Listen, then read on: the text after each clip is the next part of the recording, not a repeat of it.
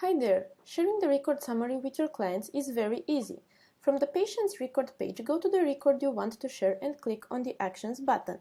You can see a summary PDF version. You can download it and print it afterwards. By clicking on Send Record Summary via email, the record will go directly to the owner's email address. You can click on Advanced Records option and you can customize what to share with the client.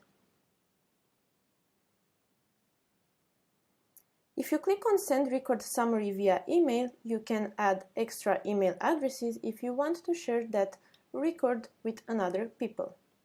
You can also share one or multiple records at a time, and you can send them directly to the owner via email. Keep in mind that they will get an archive with all the files and attachments. Also, by clicking on Advanced Options, you can do as previously mentioned, customize the sections you want to keep visible, and also you can send record summary via email to multiple persons. Thank you.